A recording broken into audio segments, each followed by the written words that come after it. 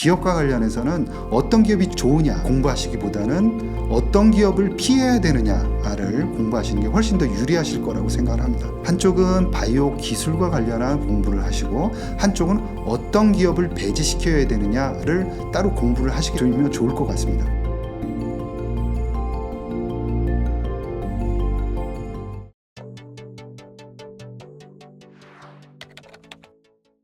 네, 안녕하십니까.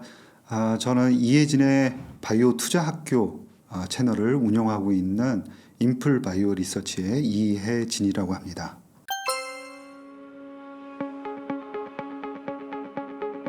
연초이기 때문에 작년도에 어떤 흐름을 나타냈는지 좀 간략하게 소개를 드리면, 미국 같은 경우에는 바이오텍과 그다음에 빅파마 이렇게 좀 나눠볼 수 있을 것 같습니다. 흐름이 극명하게 다르기 때문에 좀 구분해서 볼 필요가 있다고 생각하는데요.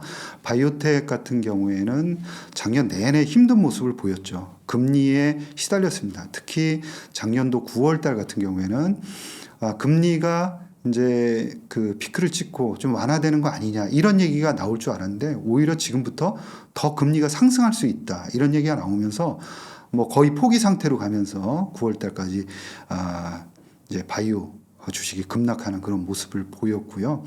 대신 11월 그다음에 12월 이 두 달 동안 거침없이 올랐습니다. 거의 8주 동안 지속해서 올랐고요. 그래서 결과적으로는 2023년도에 21% 그러니까 아크지 ETF를 기준으로 해서 21% 상승하면서 장을 마쳤습니다. 결국에는 뭐 2023년 우여곡절이 있었지만 선방을 했다 이렇게 볼 수가 있고요. 대형주 그러니까 빅파마를 중심으로 이루어져 있는 ETF XLB 같은 경우에는 작년에도 보합 수준을 유지를 했습니다. 그러니까 주가 변동이 없었던 거죠. 2022년도에 주가 변동이 없었고요.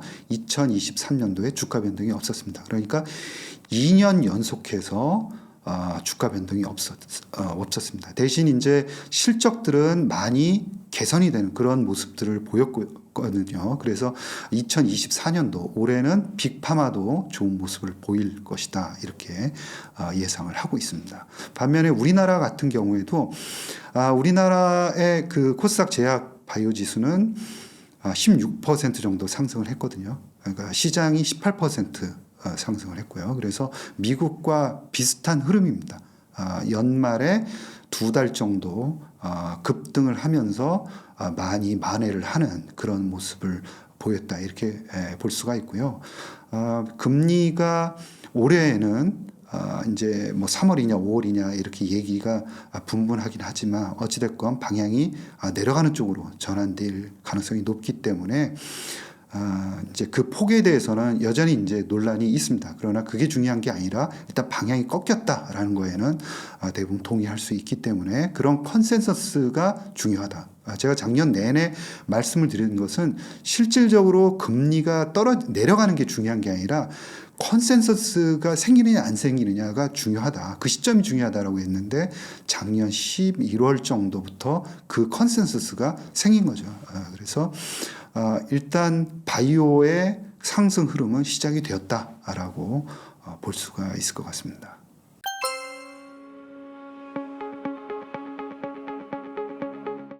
그 바이오텍들은 금리의 영향을 많이 받을 수밖에 없습니다. 그러니까 바이오텍들이 하는 것은 쉽게 얘기해서 신약을 개발하는 일이거든요. 그러니까 신약을 개발하기 위해서는 두 가지가 필요합니다. 하나는 돈, 그리고 하나는 시간입니다.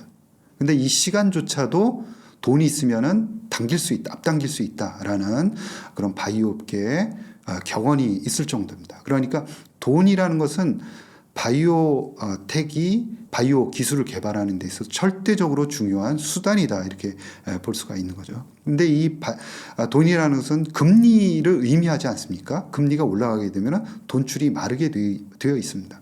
그래서 작년도 같은 경우에는 돈줄이 말랐던 거죠. 그러면서 구조조정이 대규모로 진행이 됐습니다.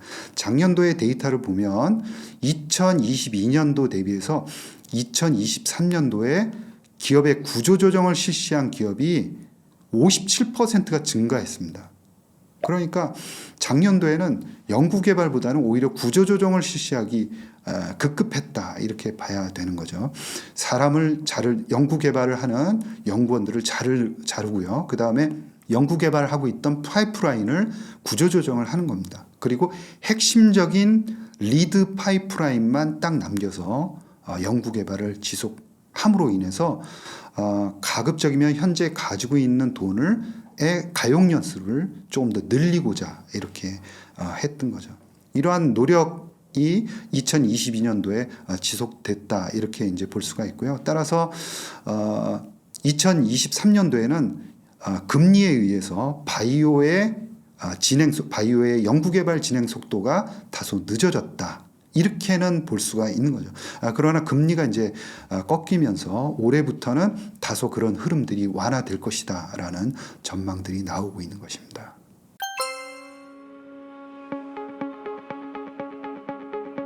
올해 그 JP모건 컨퍼런스에서 가장 먼저 기술 수출한 기업이 약을 개발하는 그런 일반적인 회사가 아니라 AI 회사였습니다. 그러니까 구글의 딥마인드가 만든 그런 아이소모픽 랩스라는 회사가 일라이 릴리하고 노바티스에 거의 30억 달러, 우리나라 원화로 환산하면 4조 원 이상의 그런 큰 돈을 받고 기술 수출을 했습니다. 그러니까 AI가 제약 바이오 산업에 본격적으로 뛰어들었다라는 그런 신호탄이다라고 과감하게 말씀을 드릴 수 있고요. 올해도 AI가 각광을 받고 많은 투자가 이루어질 수밖에 없다라고 말씀을 드릴 수 있습니다. 그러니까 AI가 제약 바이오 산업에 미치는 영향은 기존까지는 신약 물질을 개발하는 쪽이었습니다. 그러니까 기존에 나온 어마어마한 논문들을 읽고 그런 신약 물질이 될 만한 물질을 발굴한다든가 아니면 선정한다든가 이런 얘기라든가 아니면은 그 조금 전에 말씀드렸던 아이소모픽 랩스처럼 구조생물학 즉 항체나 단백질의 단백질의 구조를 밝히는 그런 쪽에서도 AI가 활용이 되고 있고요. 조금 더 나아가서는 임상 단계에서도 최근에는 활용이 되고 있습니다. 임상 사이트를 선정하거나 아니면은 조금 더 임상을 효율적으로 하기 위한 환자 선정 그리고 또 그 규제기관에 제출해야 되는 그런 방대한 양의 그런 자료들을 쓸 때 생성형 AI를 활용해서 자료를 쓴다든가 이런 쪽으로 다양하게 이제 연구 개발이 되고 있고요. 또 루닉과 같은 회사들은 또 AI로 영상을 진단을 해서 환자들의 예후를 예측하는 쪽으로 이렇게 여러 다방면에 AI가 활용이 되고 있다라는 점이죠. AI가 가치가 있는 것은 기존의 그 약물을 개발하는 그런 프로세스는 굉장히 복잡하고 많은 비용이 들어갑니다. 그러니까 10년 이상의 또 뭐 계산하는 거에 따라서 달라지겠지만은 1조 이상의 그런 대규모 자금이 들어가는 거죠. 그래서 시간도 굉장히 크게 단축할 뿐더러 또 비용도 단축함으로 인해서 조금 더 효율적으로 약가를 인하시킬 수 있는 그런 방식의 연구 개발이 진행이 되고 있고 이런 부분에서 AI가 기여를 할 것이다라는 업계의 기대감이 있는 거죠.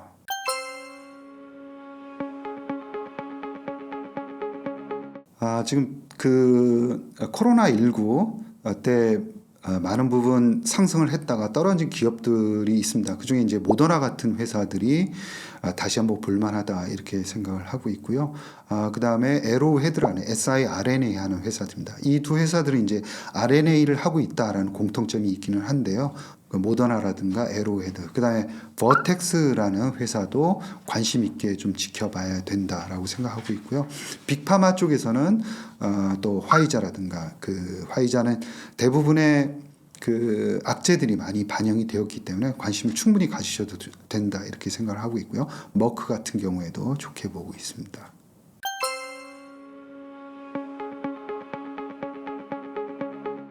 조금 전에 말씀드린 대로 바이오 쪽에서 가장 그 호재는 금리의 그 하향 안정입니다. 더불어서 또 한 가지 호재라고 볼 수 있는 것은 M&A가 조금 더 활성화될 것이다라는 점인 거죠. 그래서 작년 11월을 기점으로 해서 대형 M&A, 즉 그 달러를 기준으로 해서 100억 달러 이상, 원화로 13조 원 이상짜리 대형 M&A가 활성화되고 있는 것을 우리가 볼 수가 있거든요. 그래서 대형 M&A가 또 활성화되면서 그 아래에 바이오텍들에 대한 기술 수출도 또 늘어날 것이다, 이렇게 생각을 하고 있습니다. 빅파마들은 코로나 시기에 상당히 많은 돈을 벌었습니다. 그래서 코로나 이전과 코로나 이후로 나눠본다 그러면은 빅파마들의 그런 그 매출 수준을 보면은 완전히 한 단계 레벨이 되어 있는 상황이거든요. 그에 비해서 연구개발 비중은 더 올리지는 않았습니다. 그래서 현금이 아직 풍부한 상황입니다. 그래서 그 빅파마 10 기준으로 해서 2022년을 보면은 현금 보유하고 있는 게 약 16조 원 정도로 평균 가지고 있거든요. 그리고 매출도 올해 이제 꾸준히 일어났고 영업이익률도 유지가 되고 있습니다. 따라서 현금이 계속 쌓여가고 있는 상황이기 때문에 올해 M&A가 늘어나면서 조금 더 분위기는, 바이오 분위기는 활성화될 수 있다, 이렇게 보고 있습니다.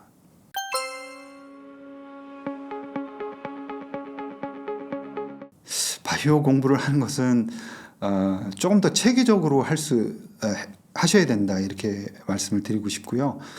바이오 공부가 쉽지만은 않습니다. 그러니까 체계적으로 하기 위해서는 대단히 이제 어려운 부분들이 있습니다. 그러나 하나하나 이렇게 알아나가다 보면 결코 이렇게 복잡하거나 어렵지는 않다라고 생각을 하게 됩니다. 그래서 기본적으로는 중요한 단어들이라든가 그리고 기술들에 대해서 좀 공부를 하실 필요가 있고요. 그러니까 기술들에 대한 공부를 하시면서 기업을 보시는 것을 따로 분리해서 볼 필요는 없고 한꺼번에 이제 공부를 하셔야 되는데, 기업과 관련해서는 어떤 기업이 좋으냐를 공부하시기보다는 어떤 기업을 피해야 되느냐를 공부하시는 게 훨씬 더 유리하실 거라고 생각을 합니다. 그래서 한쪽은 바이오 기술과 관련한 공부를 하시고 한쪽은 어떤 기업을 배제시켜야 되느냐를 따로 공부를 하시게 되면 좋을 것 같습니다. 이게 이제 복잡하지는 않은 거죠. 그래서 이제 배제해야 되는 기업들에 대한 그 기준을 설정하다 보면 자연스럽게 어떤 기업들을 봐야겠구나라는 게 눈에 들어오는 거거든요. 그러면은 한쪽에서는 어떤 기술들이 좋을까라는 점에 대해서 따로 이제 공부를 하시면 됩니다. 그래서 모달리티, 즉 기술에 대한 공부, 그 다음에 기업에 대한 공부를 양쪽을 한꺼번에 진행을 하시되, 공부 쪽에, 그 기업 쪽에서는 투자하지 말아야 될 기업에 대해서 조금 더 그 기준을 설정을 하시고, 한쪽의 모달리티에 대해서는, 기술에 대해서는 다양한 기술들, 특히 최근에 곽광받고 있는 기술들에 대한 이해를 해 나가는 그런 두 가지 방식이 좋을 것 같습니다.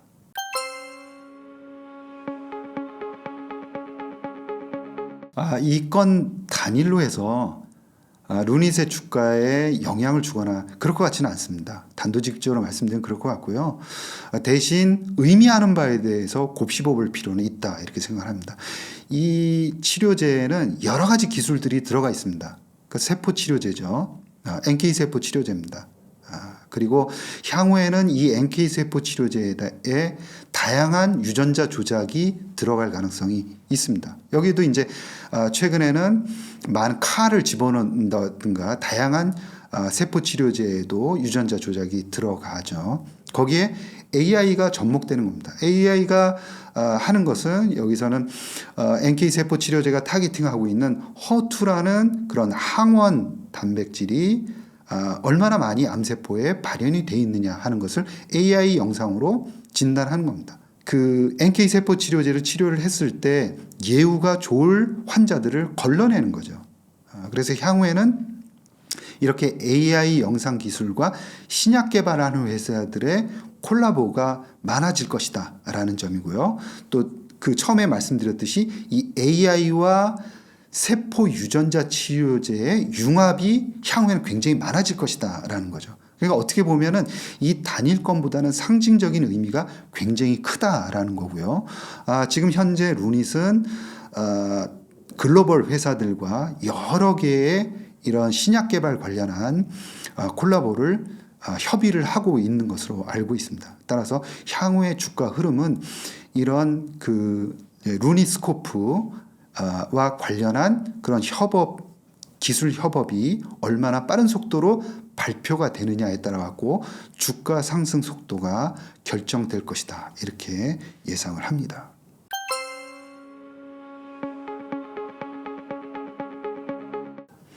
네, 이 볼파라 인수와 관련해서는 일전에 다른 제 영상을 통해서도 말씀을 드린 적이 있는데요. 지금 루닛이 하고자 하는 그런 최종 목표를 이해를 하시면은 그 사업의 전개 상황, 그다음에 볼파라가 의미하는 바를 명확히 알 수가 있습니다. 그러니까 통합형 의료 AI 플랫폼을 만들겠다는 게 중장기적인 그런 루닛의 계획입니다. 이 목표를 위해서 유상증자도 실시를 했던 거죠. 그래서 통합형 플랫폼을 만들기 위해서는 잔류형 이제 진단 AI와 같은 그런 솔루션이 여러 개 들어가 있는 플랫폼을 개발한다는 거고요. 이 플랫폼을 그런 글로벌 의료기관들에 다 깔고, 그리고 또 그 의료기관에서 만들어지는 그런 계속 생산되는 데이터들이 다시 플랫폼으로 들어오고 계속 소통하는 이런 플랫폼을 만든다는 겁니다. 그런데 이 플랫폼을 만들기 위해서는 방대한 양의 데이터가 필요할 수밖에 없는 거고요. 루닛에서도 계속적으로 강조하는 것처럼 이런 자율형 진단 AI가 만들어지기 위해서는 거의 완벽해야 된다는 거죠. 완벽해야 됩니다.